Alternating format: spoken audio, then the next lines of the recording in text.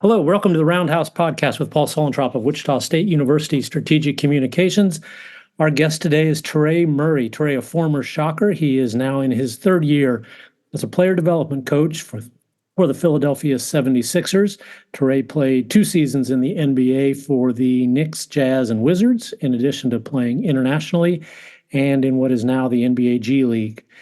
Toure played at Wichita State from 2008 to 2012. He was one of the better all-around players in program history. You'll find his name on the career leaders list in a lot of different categories. He averaged 11.1 points, 4.5 rebounds, and 3 assists for his career. Earned All Valley honors 3 times and was on the Missouri Valley Conference's All-Defensive Team twice.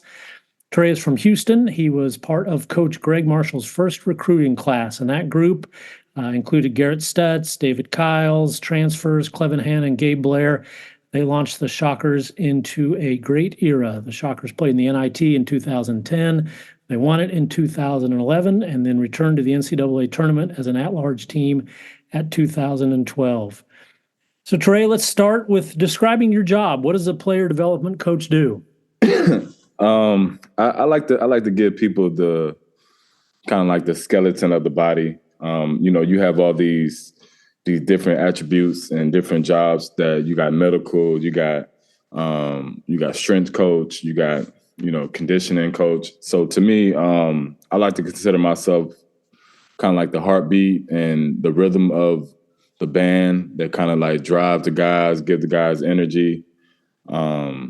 Skill development is my expertise. I really get the guys going with their shots and, getting guys better and going through the drills and really, kind of like what they're going to see in the game and kind of like put them in the same scenario situations and, just kind of just prime them in those type of situations and watch a film with the guys that, maybe I see in the game that they could do better at.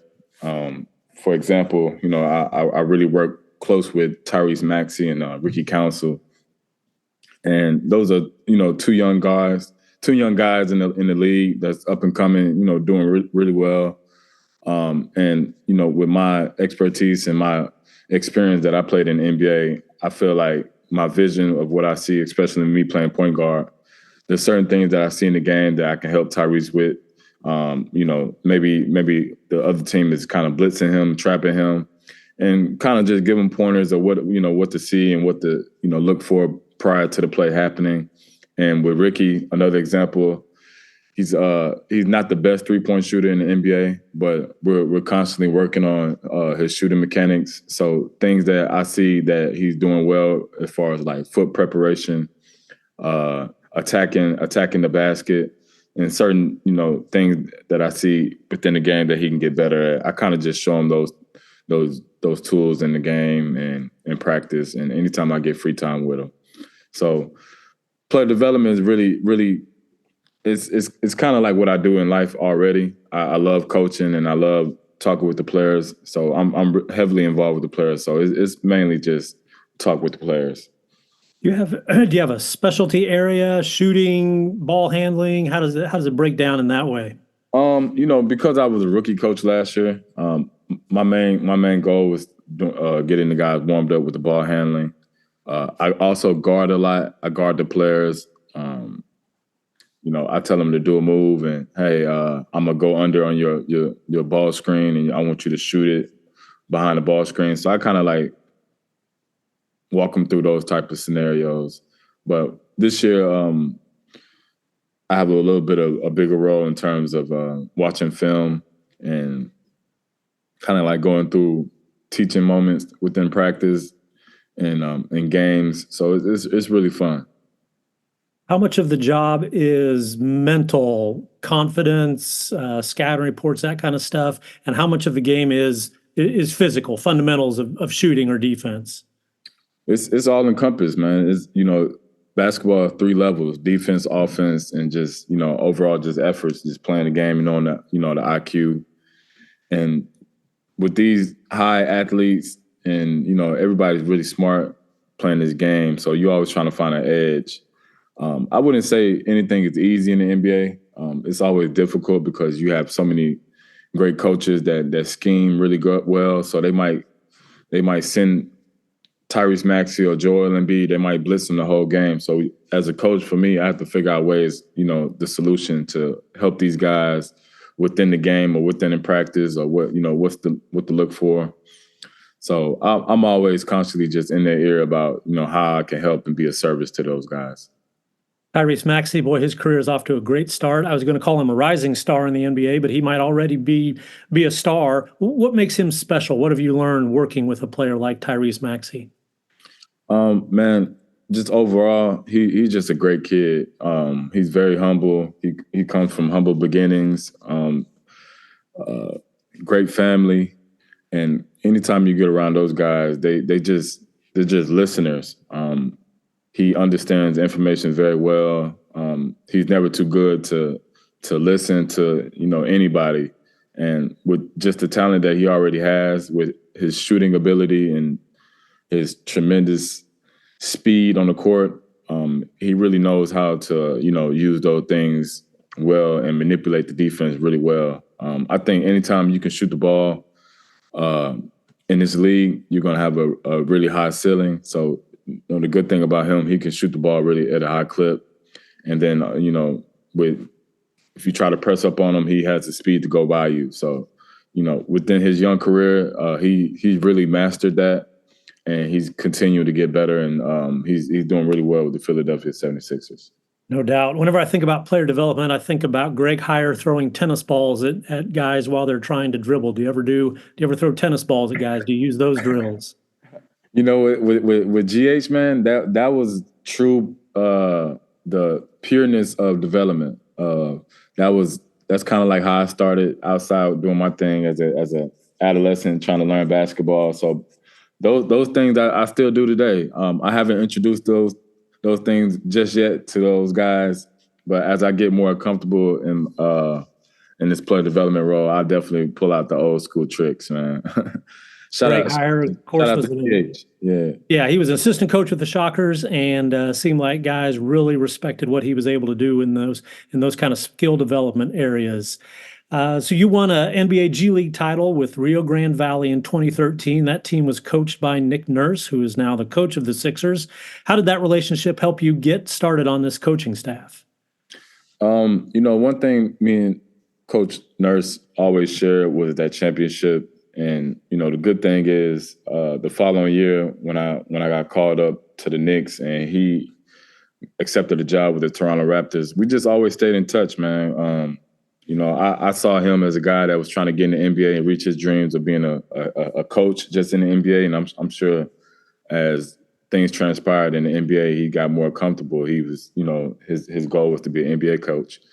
But just along the way, I had a 10-year career in as far as the NBA in Europe. And, each time that I was able to get back to Vegas, I was able to text him and call him and just, maybe walk in on his practice, maybe have a sit down at a restaurant and just remain friends. I didn't really start looking for a job until the latter part of my career. And I remember one summer, I kind of just mentioned to him that, hey, I'm thinking about getting into coaching. What you think? And, he kind of gave me the motivation of like, man, you'll be an excellent coach. You just got to you got to know when you want to, make that transition. And that always stuck with me.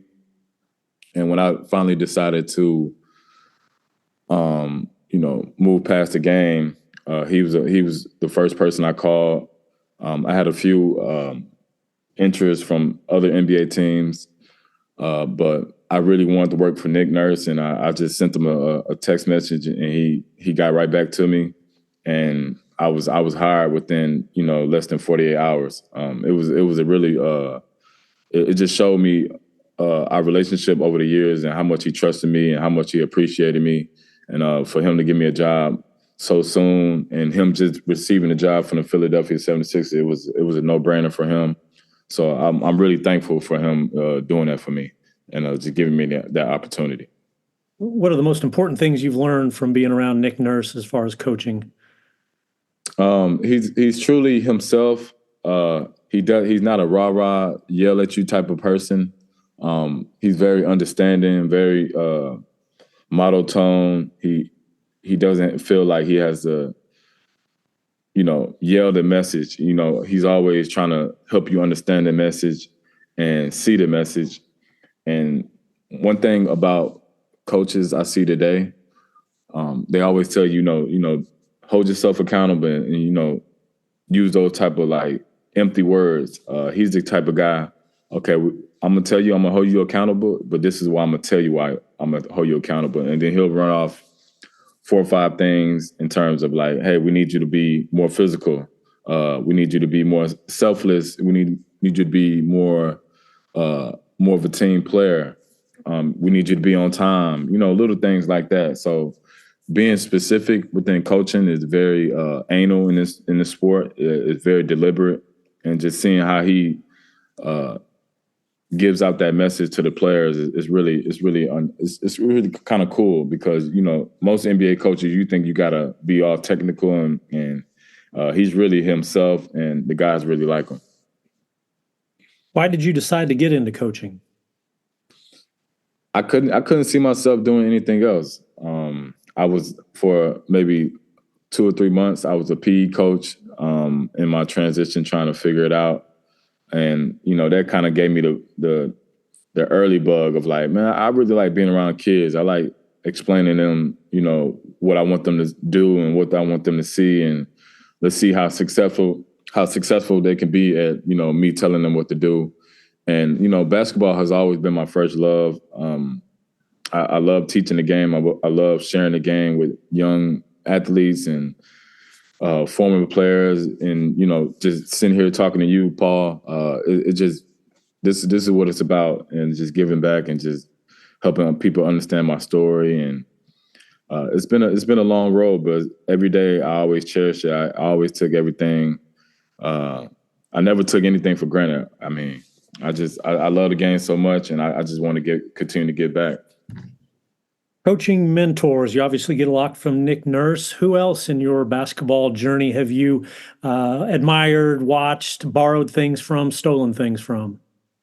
I come from a basketball family, so my first option, first 1A, 1B would be definitely my dad. He instilled the game in me. We talk basketball all the time. We get on the phone. I had 2 older brothers that played collegiate basketball, professional basketball. So just having that background, and that background doesn't come without, somebody really, teaching you the fundamentals of the game early. And my dad was really, he's really anal about that and really deliberate in terms of just, hey, this is how the game is played. You want to be a big-time player, you got to share the basketball, you got to know the game, you got to really watch the game.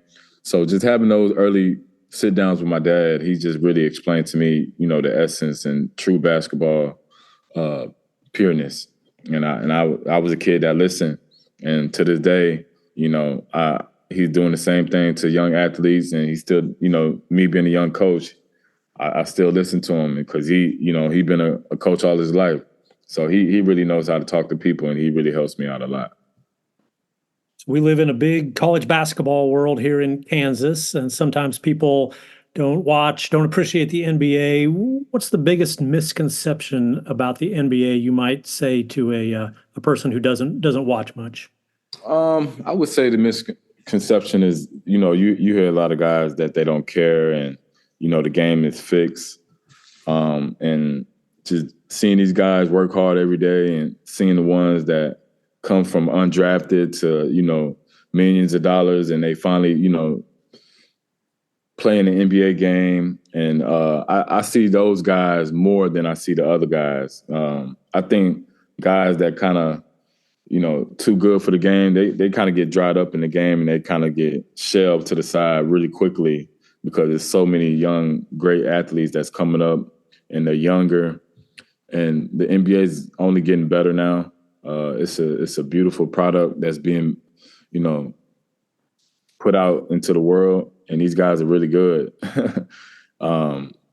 You see so many great players each night. It used to be maybe five to 10 teams that are really good. Now you got at least 20 that you can watch and really, have a good game. So I think that's that's really important for the game and for the viewership that's happening right now.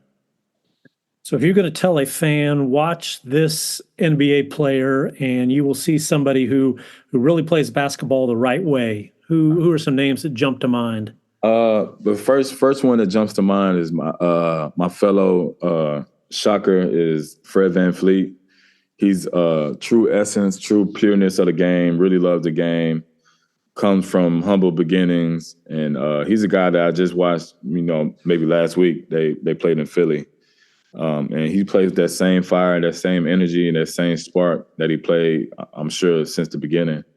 So he's one of my favorite players ever. And I really tell young guys, young guards to watch Fred because he really knows the game. He studies the game. And most importantly, he wants to win. You mentioned Ricky Council IV earlier. He's a former Shocker. He's in his second season with the Sixers, getting some good playing time lately. He had 12 points in a game against Houston, 17 against Detroit. Give us the update on Ricky's NBA career. Ricky is doing really well, man. I'm extremely proud of Ricky. He was a guy that was undrafted, had a dream, transferred from Wichita State. Unfortunately, he gave us 2 years, but he played really well at Arkansas, and I give him stuff every day about that. I told him he wanted the guy that I don't want to say messed up the program, but kind of took a step back. We needed all the talent we could, but Ricky is constantly working hard every day. He's in the gym. He's listening to everything that I have to say. He had to see it to believe it. And in playing in the NBA, it takes a lot of patience, a lot of understanding, a lot of when you get your moment, you got to make it count. So just having somebody in his ear that's explaining to him, hey, you're gonna get some playing time, be ready, stay ready. Hey, this is what we work. This is just being really deliberate about what we're working on. And I think he needed somebody in his life like that he can trust. Like I said, his shot is always a work in progress, but he's been really working on it. And when he gets in the game now, he's making shots and he's playing really well. And I'm extremely proud of him. He's playing really well and helping us win. I think he's well remembered in Wichita State. He was on the Sixers website. It lists him from being from Arkansas. I think can you get that changed? He spent more time at Wichita State than he did at Arkansas. So yeah. I've been telling him, man. I've been telling these guys. He's a Shocker at heart. Yes, definitely. What have you learned about teaching the game over the course of your career? What's the best way to reach? You're going to be talking to guys that have different ways of taking in information, different ways of reacting to teaching and coaching. What have you learned about the best ways to really reach people? I think for me, because I played the game and because I played the high level, that's to my advantage. And I'm going to continue to use that because anytime you have somebody that's done it before and been in your shoes, I think there's always just a human nature aspect of, okay, like he's done it before, so he has to know a little bit of information. And, for me, if they didn't know I played, just showing them my passion, my energy, and explaining to them, hey, this is what it takes. This is the speed that you have to go to.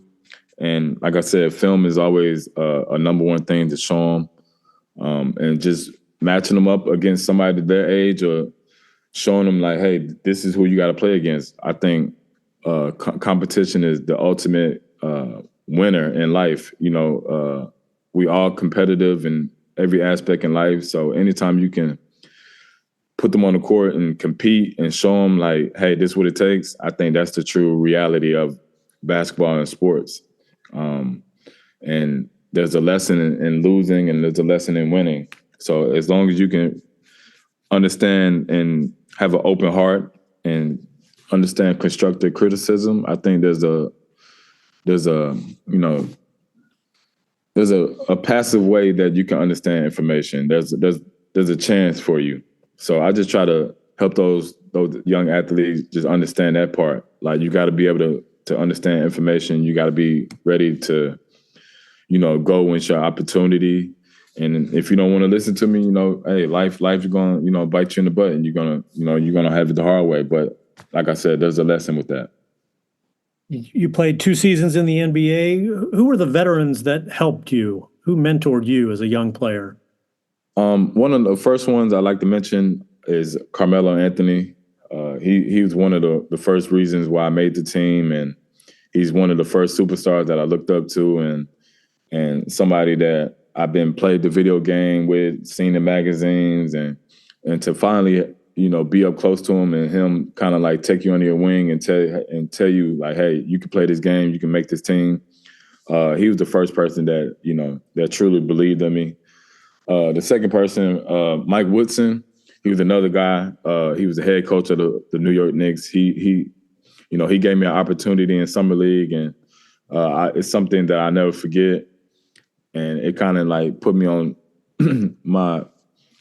my journey of NBA and competition and, chasing this dream that I always wanted. And for him to give me the opportunity and put me out there with a guy like Carmelo Anthony and run the team, it's a kid that, I couldn't ask for anything else. But those two, Carmelo and Mike Woodson, and, we had a full veteran team on that team. Kenyon Martin was a great mentor. Pablo Prigioni, Bino Udrih, Raymond Felton, my point guards, Amari Stoudemire, and, last but not least, you had J.R. Smith, Metta World Peace. So I had all these great players on my team, and, a lot of veteran experience. And me coming in as a rookie, me and Tim Hardaway Jr., I soaked up so much information because I was a guy that was undrafted. I didn't know if I was going to be in the NBA next year, but every day, like I said, I worked hard. I came into work with an open heart, understanding, and those guys just gave me information. And to this day, each time I see them, it's always love, and we always say, "What's up?" So it's a great time. I think Ron Baker had good things to say about Carmelo as well. That's interesting. He seems like he made a good impression. Okay, let's go to your time as a Shocker. So a lot of success, 2011 NIT champions, won the Missouri Valley Conference in 2012, got the Shockers back in the NCAA tournament that year. What's your best memory as a Shocker? Man, it's so many. It's hard to just pick one, but one of the moments I like to talk about, it's not necessarily a game. It was actually coming off a really bad loss at Northern Iowa. I'll never forget. We fly Northern Iowa. They smack us really bad. We get back on the flight, and Marshall was kind of telling us, "Hey, we're about to practice as soon as we get back to the arena." And that was kind of like at the lowest point. This was my freshman year. It was my freshman year. We lost we went 17-17, so it wasn't our best year, but it was definitely a year that we bonded together, and there was games that we should have lost, but we won. And that moment right there is because we got smacked really bad, and we came back and practiced, and from then on, we kind of went on a little bit of a win streak.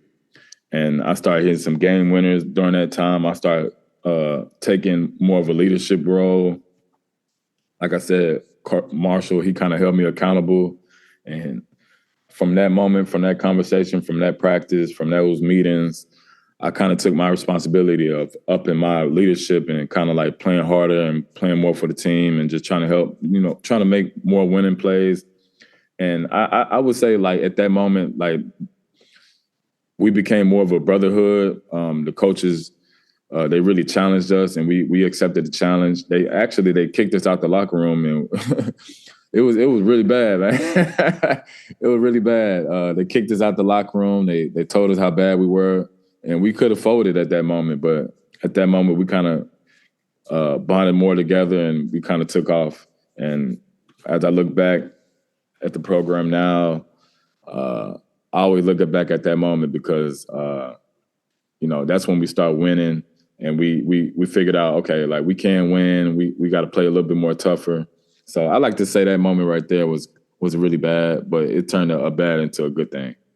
I'm looking at the schedule from that season. It looks like you were talking about a 78-54 loss up at Northern Iowa. Northern Iowa would have been very good at that time. And Yeah, yeah, it wasn't too much later. Then I guess that would then be the blackout game against Creighton is when things started to turn around, if I'm remembering all that. yeah. All So, that correctly. that's exactly what happened. That's exactly what Right. happened. Yeah. And I And think Creighton was a great team at that time. Northern Iowa was a great team. And we were kind of like the underdogs. We were trying to figure it out. But, like I said, we beat some pretty good teams that year.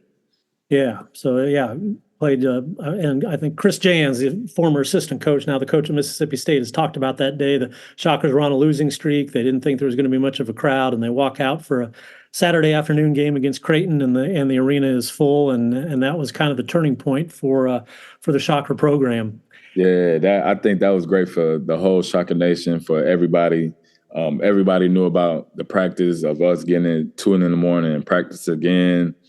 And like I said, Marshall, he really challenged us, and we could have folded.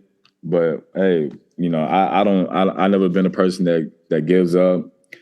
David Kyle wasn't a person that gave up. JT Durley, Gabe Blair, Clevin. We had all these great players that had really big hearts and wanted to win, and we figured it out. And I remember that Saturday playing against Creighton, and we won that game, so that was exciting. Started a 3-game winning streak, and then about a month later, when Northern Iowa came to Wichita, the Shockers defeated them 69-61. It was definitely a turning point. Who was your favorite Valley rival? What team did you really get excited to face? Man, the Creighton game was always a big time game. Just playing in that arena, that was probably the biggest arena we played at thus far at that moment. And just seeing them with the white out, and just seeing us, a team like that with Kyle Korver having NBA players. I was kind of like caught up in that moment of like NBA players and what school they went to. So I would say Creighton number one, and definitely either Missouri State or Northern Iowa was number two. We all had some great battles in that old school Missouri Valley. Okay, let's do some Toure Murry trivia, and we'll see how well you remember your Shocker career. What was your high point game as a Shocker? My high point game was 24 against Temple in the Puerto Rico Classic. Also had 24 against UNI in 2012. Yeah, I tied that. So I had 24 twice that year, my senior year. Right. Yeah. That UNI game, that's one I remember. That was, I would think, would be one of your better all-around games. That was a fine effort. You made 2 buzzer-beating shots to win games as a freshman in 2009. Who were those against? One was against Missouri State, and the other one was against Evansville. And that's it. And I had a lot of big-time shots, but those were the 2, like, go-ahead, game-winning, Yes, you got those right. WSU 51, Evansville 50, and WSU 62, Missouri State 61. Yeah. Which of your teammates made 8 of 9 3-pointers in an 89-70 win over UNLV your senior season? That's Joe Ragland. We actually just talking about that this past summer.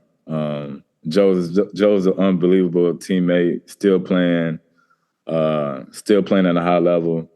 And I told him he's one of the first guys that ever had 30 points within my 4-year career. So I was really excited him having such big games that my senior year. And he shot the ball really well. He's a great player for us. Well, he did. He had a great offensive senior year, and yeah, Greg Marshall's system was so balanced that you didn't have many 30-point games. He had one of the rare ones, and that was I think he had 31 that night. That was a fabulous performance. Okay, this is a really good list. Which one of these players you faced as a Shocker was the toughest assignment? Kemba Walker, Klay Thompson, Kawhi Leonard, Doug McDermott. I can't really put Doug McDermott in there because he was a little bigger than me, so he was more like a 4-man. But Doug was a really great player for Creighton, and he always had a great game. He was really a tough guard.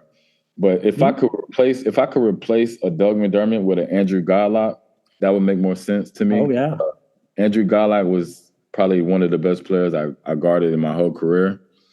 Him and Kimba was probably the two elite guards probably in my college career that I had to guard. It's actually funny. This past season, I seen Klay Thompson in warmups, and he came up to me, and I was working out with KJ Martin at the time. He was doing some ball handling. He came up to KJ and was like, "Hey, this is a hell of a coach. This is the only coach that I know in my career." Because a lot of guys don't know that was his last collegiate game before he went to the NBA. Right. And he had one of the worst games ever in his college career, and that was his last college career. So when he see my face, he gets spooked out. So when he saw me working with the Sixers, he kind of came up and gave me some love and was like, "Hey, this guy is a great coach." He locked me up my last collegiate game. I'll never forget it. So that was a little inside joke that we had. But Klay Thompson was a great guard. He was a 20-point scorer in college. So to hold him to, I forget what he had, maybe like 6 points, maybe. I've got the box score right here, and this was to remind people semifinals of the NIT, and he got in foul trouble and yes, did not have a good game. 1 for 10 from the field, 0 for 5 from 3-point range. Ended up with 6 points, and the Shockers really rolled the Cougars that night, 75-44 in Madison Square Garden. Yeah. So if you really look at, I know foul trouble is part of the game, but Klay really, really had a hard time getting up any shots. He never had a guard that guarded him like that. He was a 20-point scorer again, like I said. So for him to have 1 for 10 night was, somebody was playing some really great defense on him. No question, that's quite a list. And Andrew Gadlock, that's a good pull of a name. So he would have played against the Shockers in the NIT in 2011 for the College of Charleston. Came here and really put on a shooting exhibition. Yeah, he was great. He was an NBA player. I knew it. Watching film on him, I knew he was really good and he'll be in the league. So that was a fun matchup with him. And for him to still go out there and get 30 on me, he's one of the best to do it. He was shooting from, if not the logo, close to the logo. That was quite the show. And I'll be clear, we're not questioning Doug McDermott's talents. You just didn't guard him a whole lot because he played. Yeah, I didn't guard him, but if I was 6'8", he definitely wouldn't have had 30. He had 30. He had 30 on JT and Gabe. Ben Smith guarded him a lot in those meetings, and you would have gotten Doug when he was a freshman and a sophomore. He did not have a lot of success against the Shockers as a freshman and sophomore, but he definitely was a great player, and his junior year was he had some really nice games. What is your advice for a high school athlete who is getting serious about basketball, starting to look at colleges? What should be on their checklist of things?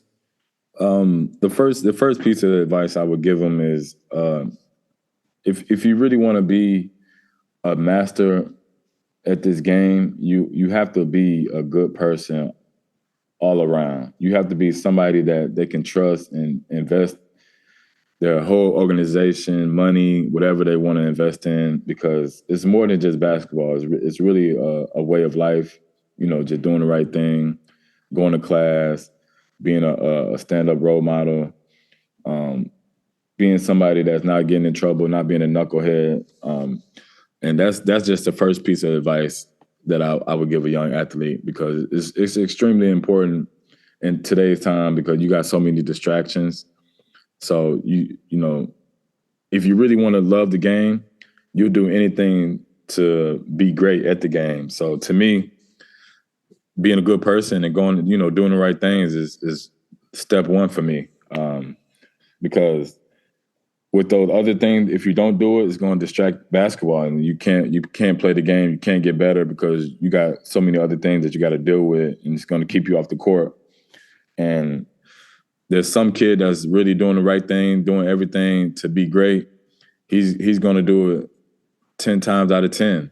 And I think that's the first step, just being a great person. And second piece of advice is just continue to just work on your game and be a student of the game. Really find yourself, find your way of how you play the game, your uniqueness of how you can be great at the game.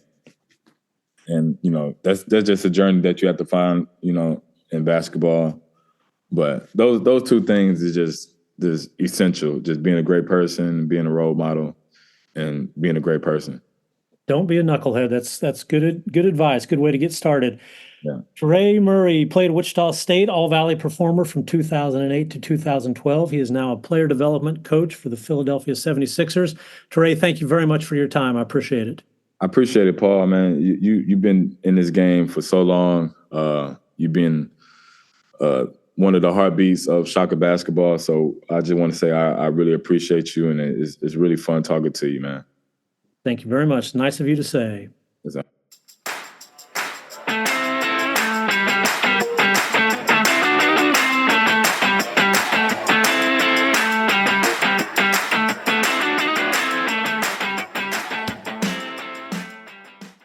Hi, this is Rick Muma, president of Wichita State University. Check out the latest episode of the Forward Together podcast. Each episode, I sit down with different guests from Shocker Nation to celebrate the vision and mission of Wichita State University. Listen wherever you get your podcasts.